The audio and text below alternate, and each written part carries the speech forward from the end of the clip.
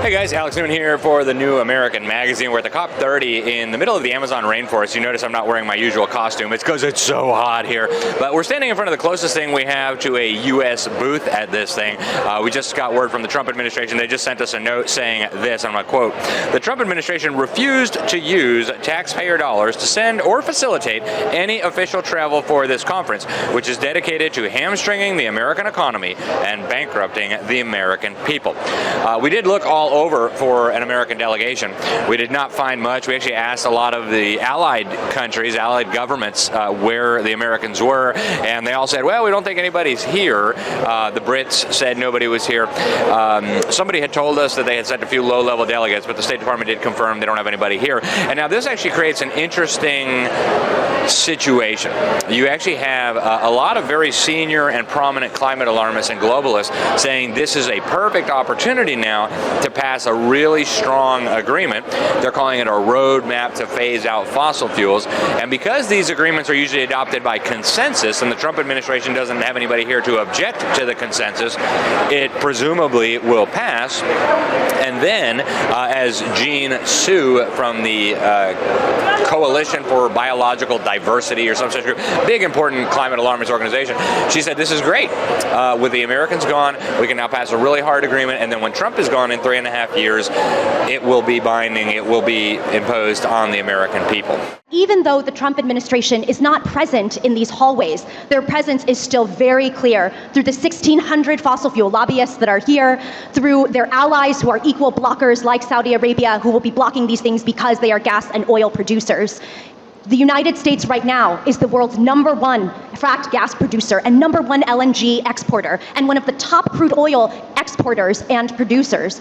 That means that for the world to adopt this type of roadmap of a game plan is an essential repudiation of the Trump administration to drag us back into an era of fossil fuels. The globe needs to reject that, repudiate that, and pass this roadmap now. For subnational leaders in the United States and communities all across the US, they want this roadmap so that even though the federal government may not abide by it, every single community has a global north, or has a North Star to set a goal to phase out fossil fuels fairly and try to get as much funding as possible forward.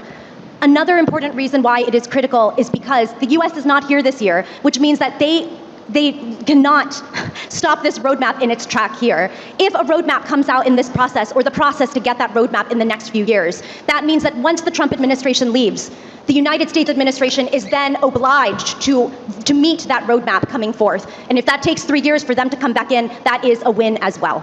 So I want to give us that context of why it's so important. Meanwhile, at the same time that that's going on, you have a lot of what they call subnational leaders from across the United States. Obviously, Gavin Newsom was here, the governor of New Mexico was here, a lot of mayors have been here, things like this, purporting to speak for the American people, purporting to speak for their jurisdictions.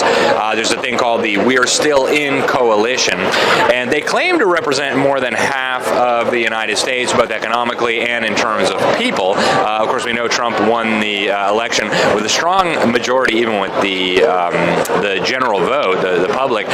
But these people claim to speak for us, and they claim that most Americans are still in for this whole climate scheme.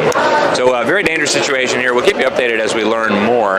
But we did reach out to the State Department and ask them what they say about these people who are saying, well, we'll just pass a really strong agreement since the U.S. government's not here to object, and then we'll impose it on them in 3.5 years when Trump is gone. As Gavin Newsom said, Trump is an invasive species. He's not a permanent fixture of American politics, and that means they can eventually get back to doing what they've been doing all along. The really important questions, and as far as we can tell, very few people are asking them. We did ask the Brazilian environment minister what she thought about Trump calling the climate change thing the greatest con job in the history of humanity. We also also asked the Japanese environment minister. In both cases, their staff shooed us away and told us we'd have to make proper arrangements to discuss this with them.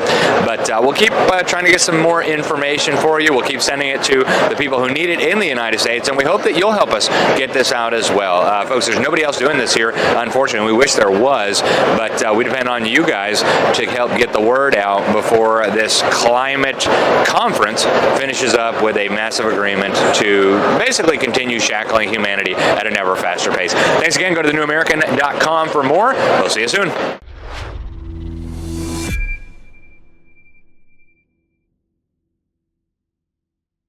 Imprisonment, forced labor, permanent separation from my family, perhaps death. I knew what could happen to people who were caught trying to defect, but the watchtowers stood yards away. The possibility of a new life in a different world, one without tyranny, was within sight. The West. I thought of the rewards no longer crushed under the boot of communism. I would work and make money, no longer restrained by the chains of collectivism. I would say what I wanted, without fear of spies and informants nearby. I would be free.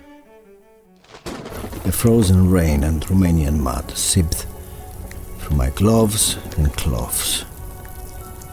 I fantasized about the fire burning in the wood stove of my parents' home, but I pushed those thoughts from my mind, closed my eyes, and waited for the cover of the darkness. Get Defector, a true story of tyranny, liberty, and purpose by Mark Hobafkovich with Paul Dragu, a thrilling page-turner that will remind you how precious yet vulnerable freedom is. Available at shopjbs.org or Amazon. For a limited time, get 20% off your entire order using promo code DEFECTOR20 when you purchase Defector at shopjbs.org.